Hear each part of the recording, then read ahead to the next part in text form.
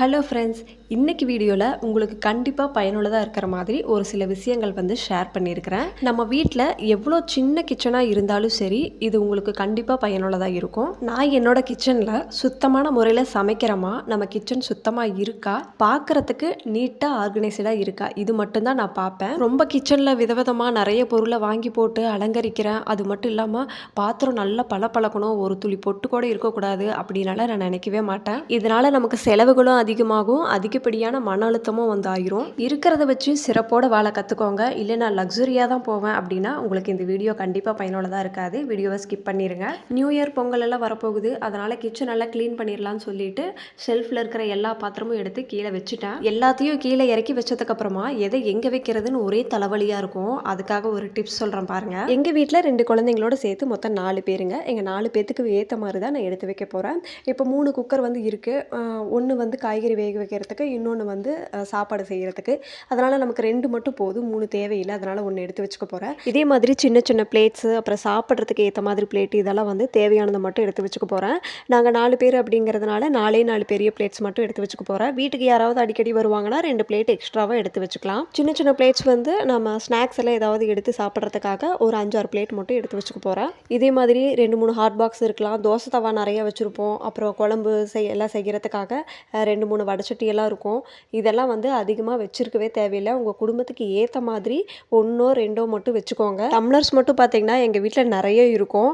ஆனால் நாங்கள் காஃபி டீயே குடிக்க மாட்டோம். குழந்தைங்களுக்கு மட்டும் பால் குடிப்பாங்க. அவங்க 2 கப் இருக்குது, அதில் குடிச்சுக்குவாங்க. எங்களுக்கு டம்ளருக்கு வேலையே கிடையாது. வீட்டுக்கு யாராவது வந்தால் மட்டும்தான் அந்த டம்ளர் எடுக்கிற வேலை. அதனால் சின்ன டம்ளரில் ஒரு 5, பெரிய டம்ளரில் ஒரு 5 மட்டும் நான் எடுத்து வச்சுக்கிட்டேன். அப்புறம் முக்கியமாக நம்ம எடுத்து வைக்க வேண்டியது இந்த கரண்டி, ஸ்பூன்ஸு, இதெல்லாம் தான். அப்புறம் நம்ம கிச்சனுக்கு ஏதாவது டூல்ஸ் யூஸ் பண்ணுவோம். இதில் தான் நிறைய குப்பை சேரும். இது எப்படி பிரித்து வைக்க போகிறோம் அப்படின்னா, சின்ன சின்ன ஸ்பூன்ஸ் மட்டும் தனியாக ஒரு பாக்ஸில், பெரிய பெரிய கரண்டி எல்லாம் தனியாக ஒரு பாக்ஸில், அப்புறம் கிச்சனுக்கு இந்த கத்தி, சிசரு, இந்த மாதிரி இருக்கிறதெல்லாம் தனியாக எடுத்து வச்சுக்க போகிறோம். இப்போ நான் பிரித்து வச்சுட்டேன்.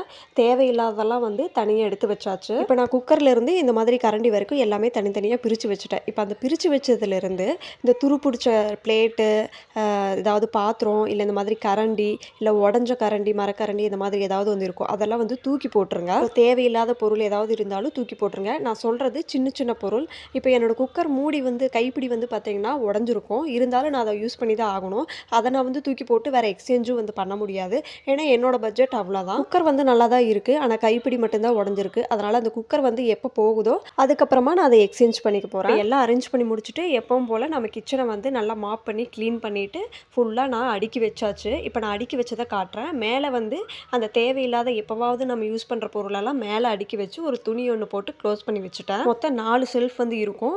மேலே அந்த எப்போவாவது யூஸ் பண்ணுறது. 2வது கீழே பார்த்திங்கன்னா பெரிய பெரிய பாத்திரத்தை இதில் அடுக்கி வச்சுருக்கிறேன். இட்லி பாத்திரம், மாவு பாத்திரம், அப்புறம் குக்கரு, ஹாட் பாக்ஸு, இந்த மாதிரியெல்லாம் இதில் அடுக்கி வச்சுருக்கிறேன். அடுத்து 3வது ஷெல்ஃப்க்கு வந்தாச்சு. இப்போ பிளேட்டு அடுக்கி வைக்கிறதுக்காக இந்த மாதிரி ஒரு ஆர்கனைசர் வாங்கி வச்சுருந்தேன். இதில் இந்த மாதிரி பண்ணும்போது நமக்கு கொஞ்சம் பார்க்குறதுக்கு நீட்டாக இருக்கும். மீஷோவில் தான் ஆர்டர் பண்ணியிருந்தேன். வேணும்னா அந்த லிங்க் கொடுக்குறேன். அடுத்ததாக இந்த பாத்திரம் பார்த்திங்கன்னா குழம்பு ஊற்றி வைக்கிறதுக்கு தனியாக, பொரியல் எடுத்து வைக்கிறதுக்கு தனியாக, அந்த மாதிரி தனித்தனியாக பிரித்து வச்சுருக்கிறேன். அப்போ காஃபி வைக்கிறதுக்கு தனி பாத்திரம், அரிசி ஊற வைக்கிறதுக்கு, பால் காய வைக்கிறதுக்குன்னு சொல்லி தனித்தனி பாத்திரமாக எடுத்து வச்சிட்டோம் அப்படின்னா நமக்கு பாத்திரம் அதிகமாக சேராது. நம்ம கழுவி வைக்கும்போது நான் சொல்கிறேன்னா, நிறைய பாத்திரம் இருக்கும்போது சிங்க்கில் அழுக்காக ஏதாவது பாத்திரம் இருக்கும்.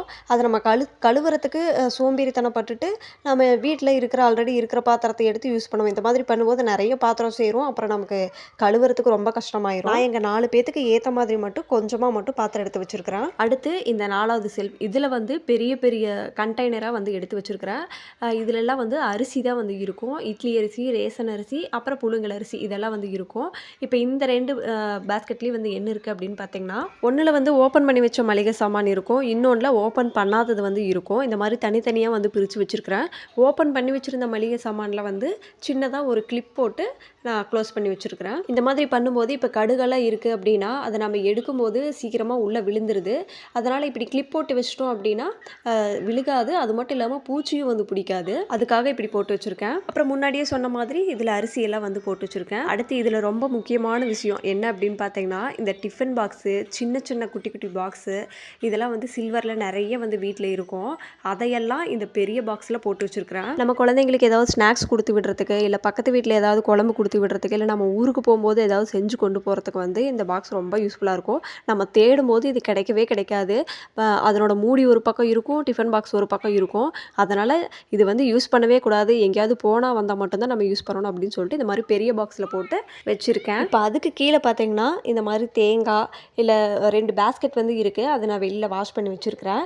அந்த பேஸ்கெட்டில் இந்த வெங்காயம், தக்காளி, பூண்டு இதெல்லாம் வந்து ஸ்டோர் பண்ணி வச்சுக்குவேன் இந்த இடத்துல. அதுக்கு பக்கத்துலேயே வந்து பார்த்திங்கன்னா இந்த மாதிரி கட்டிங் போர்டெல்லாம் வந்து வச்சுருக்கேன். எதுக்காக நான் இங்கே வச்சுருக்கேன் அப்படின்னு பார்த்தீங்கன்னா, இந்த இடத்துல உட்காந்து தான் நான் வந்து காய்கறி எல்லாமே வந்து கட் பண்ணுறது. ஏன்னா இந்த இடத்துல வெங்காயம், தக்காளி எல்லாம் இருக்கும்போது அங்கேருந்து அப்படியே ஈஸியாக எடுத்துக்குவேன். அது மட்டும் இல்லாமல் இந்த கட்டிங் போர்டு பக்கத்துலேயே வந்து இருக்கும். அதுக்கு மேலேயே வந்து பார்த்திங்கன்னா கத்தியும் வந்து நான் வச்சுருக்கிறேன். உட்காந்துருந்த இடத்துலையே இது எல்லாமே நம்ம எடுத்து யூஸ் பண்ணிக்கும் போது நம்ம காலையில் அவசர அவசரமாக சமைக்கும்போது நம்மளுக்கு கொஞ்சம் யூஸ்ஃபுல்லாக இருக்கும். அதனால் எல்லாமே லைனாக இந்த இடத்துல வச்சுருக்கிறேன். இப்போ இந்த இடத்துல கட்டப்பை வச்சுருக்கிறேன். இது ஒரு சைடு வந்து கட் பண்ணிக்கிட்டேன், இன்னொரு சைடு வந்து க்ளோஸில் தான் இருக்கும். இதில் வந்து நம்மளுக்கு நிறைய கட்டப்பை வந்து தேவைப்படும். எவ்வளோ கட்டப்பை இருந்தாலும் நமக்கு பத்தாது. அதனால் அது எல்லாமே வந்து இதில் போட்டு மேலே இந்த மாதிரி ஹேங் பண்ணி வச்சுருக்கிறேன். இப்போ அடுத்து பார்க்க போகிறது இந்த ஏரியா தாங்க. ஃபஸ்ட்டில் வந்து பார்த்திங்கன்னா சர்க்கரை, கம்பு இந்த மாதிரிலாம் இருக்கும். அதுக்கு பக்கத்தில் இந்த ஸ்க்ரூ ட்ரைவரு, அப்போ நிறைய கிச்சனுக்கு தேவையான டூல்ஸ் எல்லாம் வந்து வச்சுருப்பேன். நம்ம குக்கர் மூடியெல்லாம் வந்து டைட் பண்ணுறதுக்கு இந்த மாதிரி அது உயரமான இடத்துல வச்சுருக்கிற குழந்தைங்கள்லாம் எடுக்கக்கூடாது அப்படிங்கிறதுக்காக. அடுத்ததாக வந்து இந்த இடம், இங்கே வந்து பார்த்திங்கன்னா பருப்பு வகைகள் எல்லாம் வந்து ஒரு இடத்துல வச்சுருக்கிறேன். பக்கத்தில் 2 கண்ணாடி கிளாஸ் வந்து இருக்கும். அதில் ஏதாவது பொடி மாதிரி பண்ணோம் அப்படின்னா அதில் ஸ்டோர் பண்ணி வச்சுக்கிறதுக்காக இந்த முருங்கை பொடி, எள்ளு பொடி இந்த மாதிரி எல்லாம் ப்ரிப்பேர் பண்ணுவேன். அதெல்லாம் வந்து இனிமேல் தான் ஊருக்கு போய் பண்ணணும். ஸோ அதெல்லாம் வந்து அந்த கண்ணாடி பாட்டிலில் நான் ஸ்டோர் பண்ணி வச்சுக்குவேன். இப்போ அடுத்து இதில் எல்லாம் என்ன இருக்கும் அப்படின்னு பார்த்தீங்கன்னா மாவு வகைகள் வந்து இருக்கும். இந்த சோள மாவு, அப்புறம் இந்த ராகி மாவு, அப்புறம் நாட்டு சக்கரை, வெள்ளை சக்கரை இதெல்லாம் வந்து இதில் இருக்கும். அதுக்கு பக்கத்துலேயே 2-3 பிளாஸ்டிக் டப்பாவும் வந்து இருக்கும். இப்போ அதுக்கு கீழே வந்து பார்த்தீங்கன்னா 2 அஞ்சரை பெட்டி வந்து இருக்கும். ஒன்றில் வந்து நம்ம மசாலா ஐட்டம் எல்லாம் போட்டு வச்சுருப்பேன். அதுக்கு கீழே கோலப்பொடி, கலர் கோலப்பொடி இருக்கும். இன்னொன்று வந்து எம்டி பாக்ஸ் தான், எதுக்காவது வந்து யூஸ் ஆகும் அப்படிங்கிறதுக்காக அதுக்கு பக்கத்துலேயே பிளெண்டர் வந்து வச்சுருக்கிறேன். இப்போ இந்த மசாலா டப்பாக்குள்ளே வந்து அடியில் வந்து நியூஸ் பேப்பர் போட்டு வச்சுருக்கிறேன். அப்புறம் இந்த பொடிக்கெல்லாம் வந்து பார்த்திங்கன்னா மரக்கரண்டி வந்து போட்டு வச்சுருக்கிறேன். இந்த ஐஸ்கிரீம் எல்லாம் வாங்கணும் அப்படின்னா கொடுப்பாங்க இல்லைங்களா, அதை வந்து சின்னதாக உடச்சி போட்டு இந்த பொடிக்கெல்லாம் வந்து போட்டு வச்சுருக்கிறேன். அப்புறமா இந்த சீரகம், மிளகு இதெல்லாம் வந்து போட்டு வச்சுருக்கிறேன். நான் கொஞ்சம் கொஞ்சமாக தான் கொட்டி வச்சுருப்பேன். ஏன் அப்படின்னு பார்த்தீங்கன்னா, இந்த மாதிரி பண்ணும்போது நமக்கு சீக்கிரமாக அந்த வாசனை வந்து போயிடுது. அதனால் கொஞ்சம் கொஞ்சமாக கொட்டிட்டு மீதியெல்லாம் அப்படியே பேக் பண்ணி நான் ஒரு பாக்ஸ் காட்டினேன் பார்த்தீங்களா, அதில் வந்து போட்டு வச்சுக்குவேன்.